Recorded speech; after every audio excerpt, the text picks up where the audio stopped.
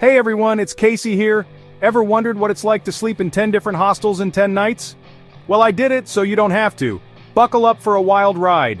This isn't your typical glamorous travel vlog. This is the raw, unfiltered journey into budget travel. A self-inflicted challenge to see how much discomfort one can endure. For the sake of this video, I guess. It started with a lack of better things to do and curiosity. Could I survive 10 nights in 10 different hostels? Would I emerge a changed man, or just in need of a good night's sleep? The goal was to document the highs and lows. It's about pushing limits, mostly my patience and immune system. If you're here for pristine hotel rooms, you've clicked on the wrong video.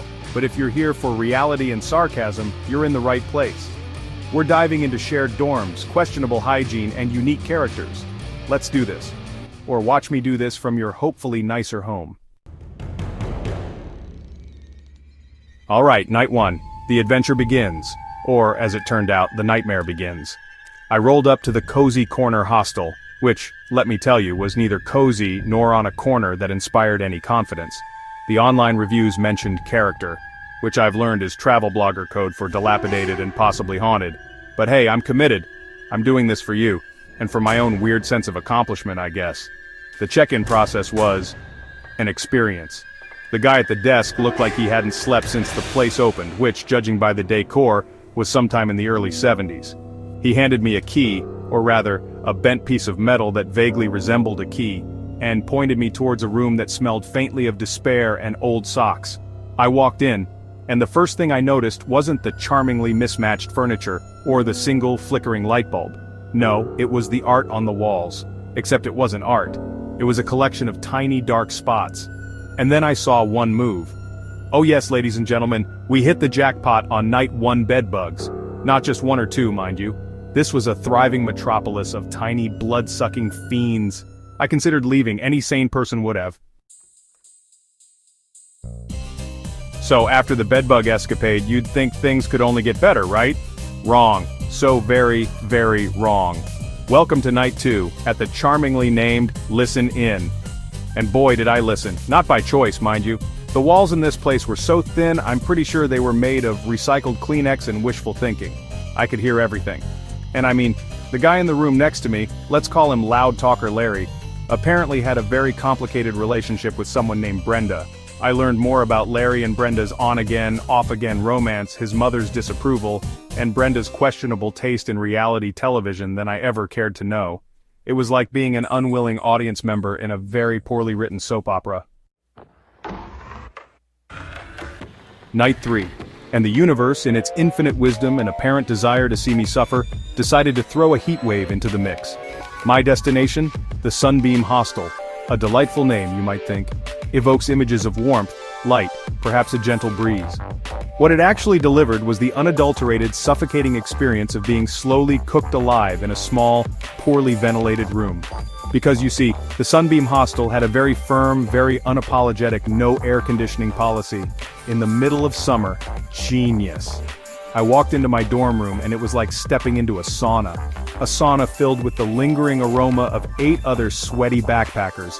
The air was thick, humid, and stagnant. Chapter 4. Night 4. After the inferno, I was hoping for a bit of a reprieve, maybe a place where I could, connect with the outside world, upload some footage, let my mom know I was still alive and only slightly traumatized. I arrived at the Connect Hub Hostel, a name that promised digital nirvana. The reality? The Wi-Fi was about as reliable as a chocolate teapot, or, as the brief so eloquently put it, a politician's promise. Spot on. The check-in guy, a young dude who looked like he subsisted entirely on energy drinks and broken dreams, assured me the Wi-Fi was top-notch. He even pointed to a little sign that boasted, high-speed internet, with an exclamation point that felt, in retrospect, deeply sarcastic. I got to my room eager to finally offload some files and maybe, just maybe, watch a cat video to restore my faith in humanity. I opened my laptop, found the network, entered the ridiculously complicated password, and buffering. Chapter 5. We're halfway there, folks. Night 5. And this one was a special kind of treat. I checked into the Wanderer's Rest, which sounded innocuous enough. The dorm room itself was fine, cramped, a bit smelly, but nothing I hadn't become accustomed to. The real adventure, the true test of my rapidly dwindling sanity, lay down the hall. The communal bathroom. Oh, the joys of shared sanitation facilities with a rotating cast of strangers from every corner of the globe. Now, I'm not a germaphobe, not usually, but this bathroom, this particular communal bathroom, could turn anyone into Howie Mandel. It was a symphony of dampness, questionable stains, and a smell that I can only describe as ode to forgotten humanity. There were 3 shower stalls, 2 of which had curtains that looked like they'd been used as abstract art canvases by someone with a penchant for mildew. Chapter 6. Night 6. After the biohazard that was the last communal bathroom, I was desperately hoping for something, anything, that resembled normalcy. I arrived at the Quiet Haven Hostel. The name itself should have been a warning. It sounded peaceful, serene, maybe even a little boring. What it actually was a thinly disguised correctional facility for backpackers who dared to enjoy themselves past the witching hour of 10 p.m. Yes, a strict no noise after 10 p.m. rule, because fun apparently has a bedtime. The hostel manager, a stern-looking woman who I mentally nicknamed the Warden, explained the rules with the gravity of someone laying down martial law. No talking above a whisper in the dorms after 10. No congregating in the common areas. Chapter 7. Night 7. We're on the home stretch, sort of. My expectations at this point were, shall we say, subterranean. All I wanted was a bed that didn't have bugs, walls that weren't made of paper, and maybe, just maybe, a hint of airflow.